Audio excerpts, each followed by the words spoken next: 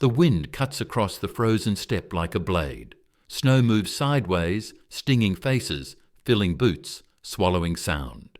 Somewhere in that white emptiness, men are dying quietly, one by one. It is late November 1942, just outside Stalingrad, and the Sixth Army is already trapped. You can almost feel the cold tightening around their lungs, the hunger twisting their stomachs, the fear settling in their bones. If you want more content like this, subscribe now and comment below.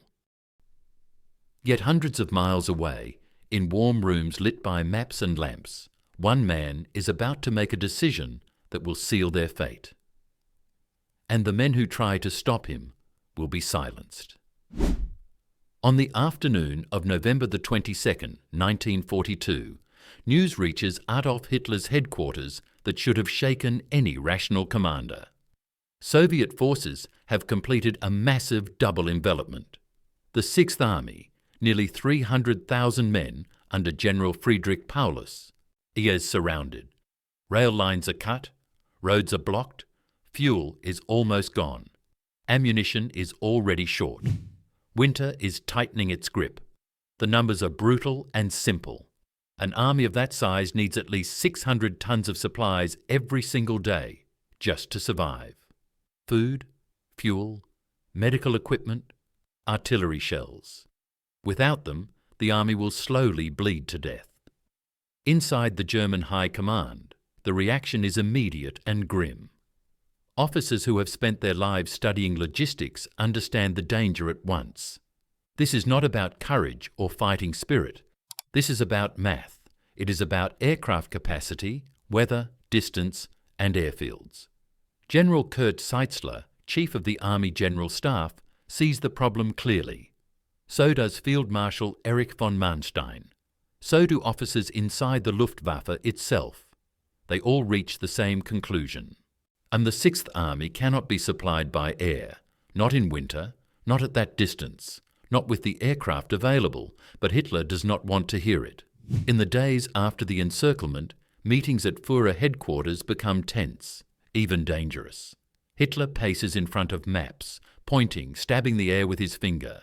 He speaks of willpower, of holding ground, of symbolic importance. Stalingrad, he insists, must not fall. It bears Stalin's name. To abandon it would be unthinkable. To retreat would be weakness. And weakness in Hitler's mind is treason. When generals try to speak, they are cut off. When they raise concerns, they are accused of lacking faith.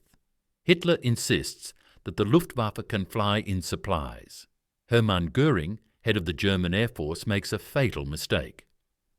Whether out of arrogance, fear, or blind loyalty, but Göring assures Hitler that the airlift is possible. He does not check the numbers carefully. Or perhaps he does and chooses to lie. Either way, the moment those words leave his mouth, the fate of the Sixth Army is sealed. Behind closed doors, experienced officers exchange looks of disbelief. Luftwaffe transport commanders know the truth. The Ju-52 transport planes are slow, vulnerable, and limited. Many have already been lost earlier in the war. Winter weather over southern Russia is unpredictable and often brutal. Fog, snowstorms, and ice will ground aircraft for days at a time. Soviet fighters and anti-aircraft guns now surround the pocket. Even if planes can land, the airfields inside the encirclement are few and poorly equipped. The math does not change. At best, the Luftwaffe might deliver 80 to 100 tons per day, often far less. There's sometimes almost nothing. 600 tons are needed. 100 might arrive. The gap is deadly. On November 24, 1942, General Zeitzler attempts one last direct confrontation. He argues for an immediate breakout. Paulus still has fuel for a limited time.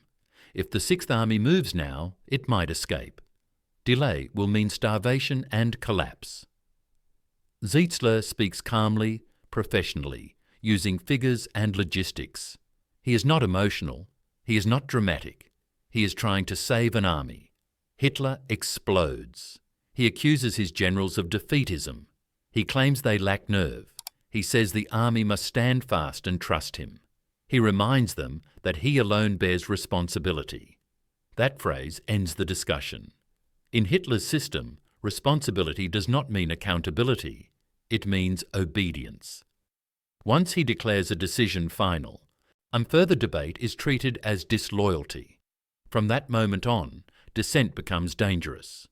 Within the high command, officers begin to censor themselves. They soften reports. They remove worst-case scenarios.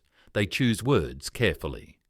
Reality is filtered before it reaches Hitler, because unfiltered truth leads to rage, humiliation, or removal. This is how the silencing works, not with arrests or executions at first, but with fear. Fear of losing rank, fear of being sidelined, fear of becoming irrelevant. Even Friedrich Paulus, the man commanding the trapped army, feels this pressure. Paulus is not a bold commander. He is methodical, cautious, trained to follow orders. When he requests permission to break out, his messages are polite, indirect, almost apologetic. Each time the answer comes back the same. Hold your positions. Supplies are coming by air. Relief forces will arrive soon. Inside the Stalingrad pocket, the situation deteriorates by the hour. Temperatures drop below -20 degrees Celsius. Wounded men freeze to death before they can be treated. Horses are slaughtered for food. Fuel is rationed so tightly that tanks are immobilized, turned into stationary pillboxes. Ammunition is counted shell by shell. When airdrops do arrive, they are often inaccurate. Crates land in Soviet-controlled areas. Sometimes they contain the wrong supplies. Winter clothing arrives without ammunition. Ammunition arrives without food. Still, Hitler refuses to listen. At headquarters, he surrounds himself with men who tell him what he wants to hear. Dissenting voices are pushed aside. Some officers are reassigned. Others are ignored. Goering continues to promise that the airlift will improve. Each failure is blamed on weather, on bad luck, on temporary setbacks, never on the decision itself.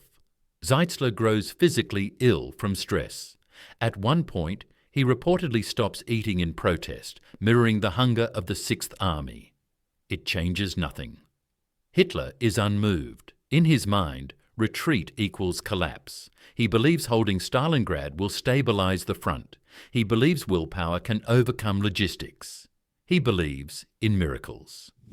As December 1942 drags on, the silence around Hitler grows heavier. Reports from Stalingrad become shorter, less detailed. Numbers are softened. Losses are understated. The truth is too dangerous to say aloud. When Field Marshal Manstein launches a relief attempt from the south, it comes close, but not close enough. He urges Paulus to break out and meet him halfway. Hitler forbids it. Paulus obeys. By now, the Sixth Army is a ghost. Divisions exist only on paper. Men are too weak to stand. Frostbite claims fingers, toes, limbs. Soviet artillery pounds the shrinking perimeter day and night. Airfields are overrun one by one. The airlift collapses almost completely. What remains is not an army, but a slowly freezing mass of starving men.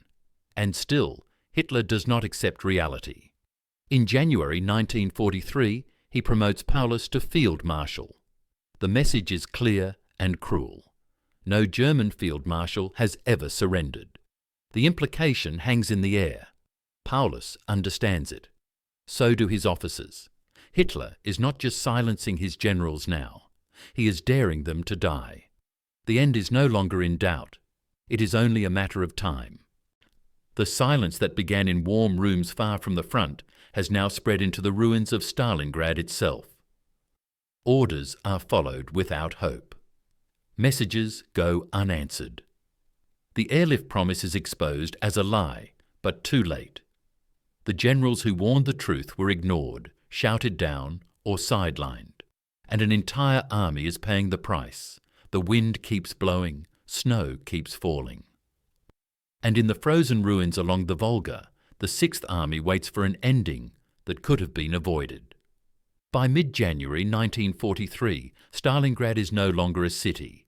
It is a frozen graveyard of brick dust, twisted steel, and shattered bodies. Smoke hangs low over the ruins, trapped by the cold air. The Volga River is locked in ice, silent and unmoving. You can almost feel how time itself has slowed inside the pocket. Every hour feels heavier than the last. Bond every night feels endless. The Sixth Army is dying, and everyone knows it now. Everyone except the man who still refuses to say the words out loud. Inside the encirclement, command posts are buried deep in basements and bunkers. Candles flicker, radios crackle weakly. Maps are outdated almost as soon as they are unfolded. Friedrich Paulus sits hunched over reports that tell the same story every day. Units reduced to dozens of men. Regiments reduced to companies. Companies reduced to squads. Wounded soldiers begging for evacuation that will never come. The airlift, once promised as salvation, has become a cruel joke. Some days, nothing arrives at all. Paulus sends message after message to headquarters. The language is still careful, still respectful. He reports that his men are exhausted, that ammunition is almost gone, or that organised resistance cannot continue much longer. He never openly defies orders. He never says he will surrender. He waits for permission that will never come.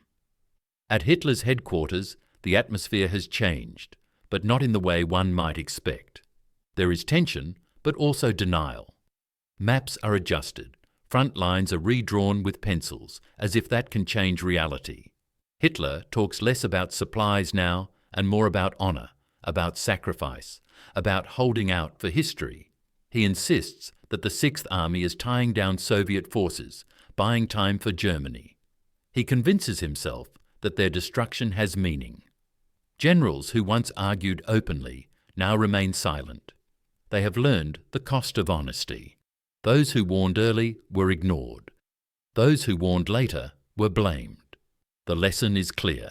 But speaking the truth does not change decisions. It only ends careers. So meetings become rituals. Reports become performances. The Führer speaks and others listen. The silencing is now complete. On January 10, 1943, the Red Army launches its final offensive to crush the pocket. Artillery fires non-stop. The ground shakes. German positions crumble under the weight of shells. There is no depth left to fall back into, no reserves, no fuel to reposition units. Men fight where they stand because they cannot move. Frostbitten fingers struggle to pull triggers. Machine guns freeze solid. Soldiers wrap rags around their boots because the leather has fallen apart. Inside the pocket, discipline slowly dissolves. Hunger erodes everything. Men collapse while marching short distances. Others fall asleep and never wake up.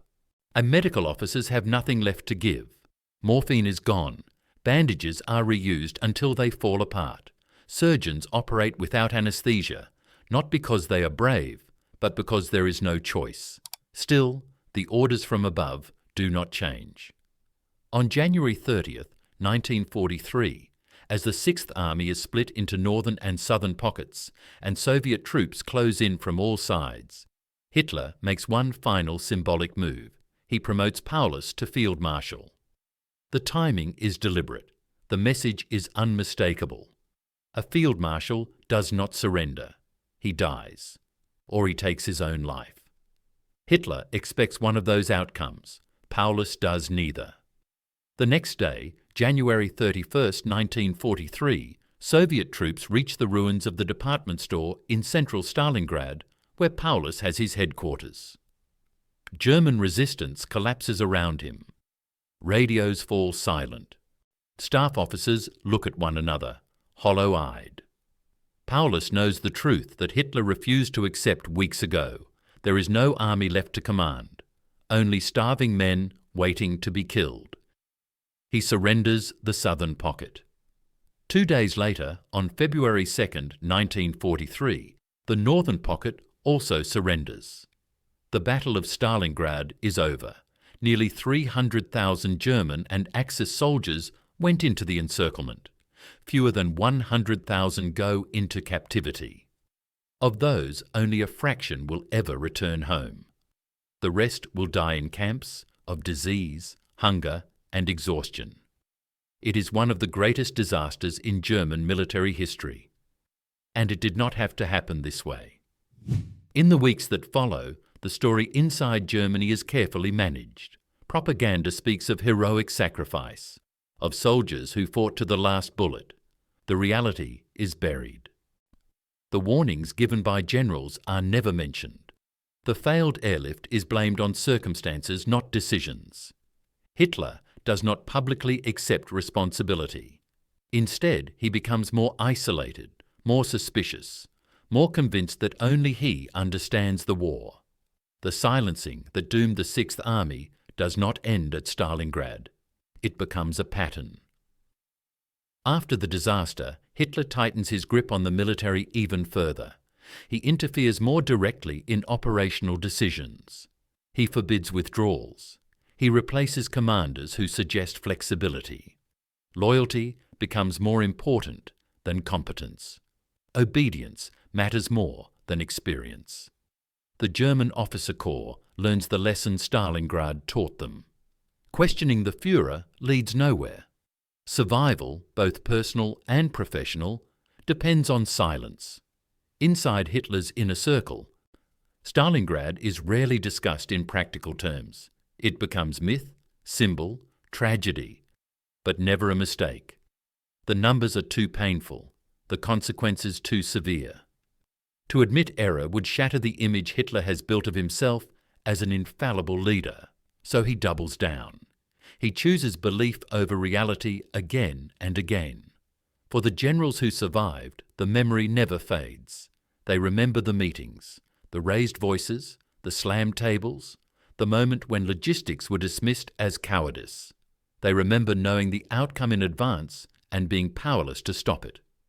Some will later speak of it in captivity. Others will carry it silently to their graves. The Sixth Army becomes a warning written in blood. An army cannot live on promises. Willpower cannot replace fuel.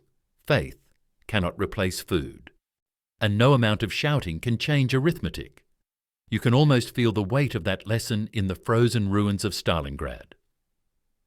The silence there is different now. Not the tense silence of waiting, but the heavy silence after everything is over. Snow covers the wreckage, the wind still blows, but the voices are gone.